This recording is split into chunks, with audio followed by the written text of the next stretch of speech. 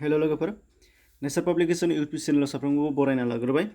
दा बे समाव नोंथांमोननि सिगाङाव मोनसे गोनांथार बाथ्रा फोसावनानै लानाय जादों। दा बे जाहैबाय 24 सेप्तेम्बरनिफ्राय फरायसालि खुलिनो बिथोन होनाय जाबाय आसामाव। आरो दा बेयावहायनो मा थाखोखौ लागोन एबा मा खान्थिफोर सोलिनांगोन, माबोरैहाय लागोन, दा बेफोरनि बागै नोंथांमोना मिथिनो लुबैदोंबा बेवहाय जोबजासिम नुनो मोननाय जागोन। ओंखायनो जोबजासिम नायलांबानो जाबाय गासैखौबो मिथिनो मोननाय बादियै।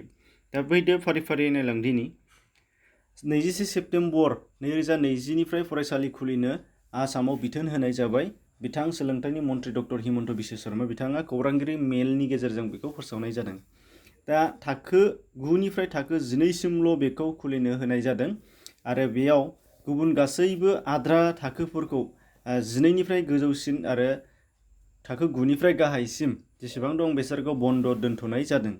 बेनिफ्राय नुनो मोनगोन फोरोंगिरिफोरा सानसेयाव 50% फैनांगोन। अदेबानि जुदि 10 जन मोनसे टिचारफ्रा 10 जन स्टाफ दङबा बाहाय साबाल' फैनांगोन आरो नेक्स्ट डेयाव साबा फैनांगोन, माने 50%।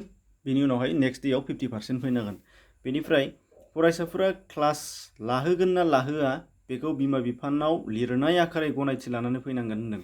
आरो सोंनानैल' फैनानै फोरोंगिरिफोरनिसिम खिन्थाफैब्ला बे जानाय नङा होनदों। बेखौ गार्जेन एबा बिमा बिफाफोरनिफ्राय लिरनानै लाबोनांगोन होनदों। लिरनाय लाबोनांगोन जे आङो कभिड-19 बे पेन्डेमिकनि समावबो क्लास लाहोनाय जागोन फिसाखौ। दा बेनि थाखाय आरो जायफोर नोंथांमोनहा लाहोआ, गथ'खौ क्लास लाहोआ, एबा जायफोर नोंथांमोननि बिमा बिफाया लाहोआ, बिथांमोनहा न'आवनोबो क्लास लाहोनायनि बेबस्था खालामना होनो हागोन होनदों गावबागाव।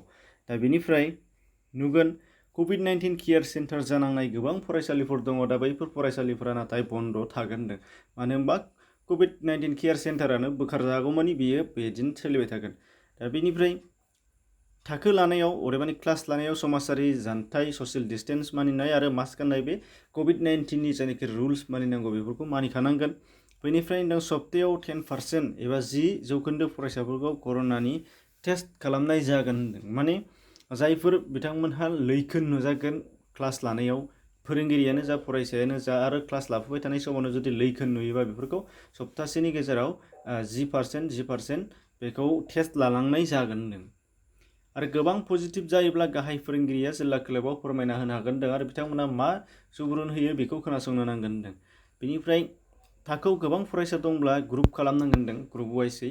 माने गोबां फरायसाफोर गोनां गोबां गभमेन्ट फरायसालिफोर दङ। दा बेफोराव ग्रुप वाइस लानो नांगोन आरो ग्रुप मोनसेयाव 20 फरायसाफोरनिफ्राय बांसिन लानो मोननाय नङा होनदों। 20 बांसिन जागोन मेक्सिमाम, बेनिफ्राय खमसिनाव थागोन नाथाय बांसिनाव 20 जानांगोन होनदों।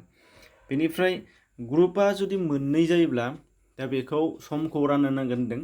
आरो फार्स्ट ग्रुपखौ फुंनि 9 बाजिनिफ्राय बेलासि बा सानजौफुनि 12 रिंगा, फुंनि 9 बाजिनिफ्राय सानजौफुनि 12 रिंगासिम बियो मोनसे ग्रुप थांगोन। आरो बेनिफ्राय नेक्स्ट ग्रुपआ फैनानै सानजौफुनि 1 बाजिनिफ्राय बेलासिनि 4 बाजिसिम बियो सोलिगोन होनदों। माने मोननै पार्ट बानायनानै होनाय जागोन आरोखि टाइमखौ। बेनिफ्राय फार्स्ट ग्रुपआ 12टासिम थांबाय, बेनिफ्राय सेकेन्ड ग्रुपआ 1टानिफ्राय 4टासिम जागोन।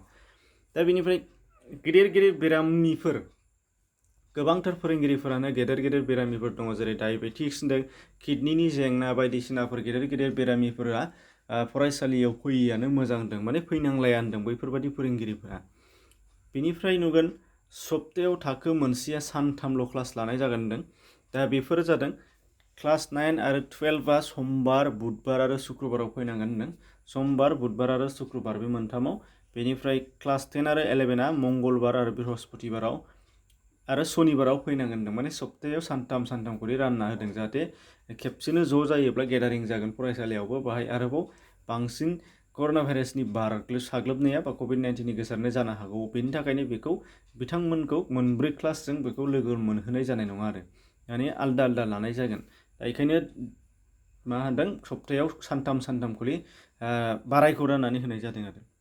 दा बेखिनिमोन। आरो माबाफोर गोनो गोथो मोनदोंब्ला नोंथांमोना भिडिअखौ खेबसे नायफिनबानो जाबाय। आरो जुदि नोंथांमोना बुजिथारबावाखैबा आरो गोनो गोथो दंबावथारोबा नोंथांमोना डिसक्रिपसनाव हाबनानै लिंक दं, बाहाय थांनानै नायनो हानाय जागोन।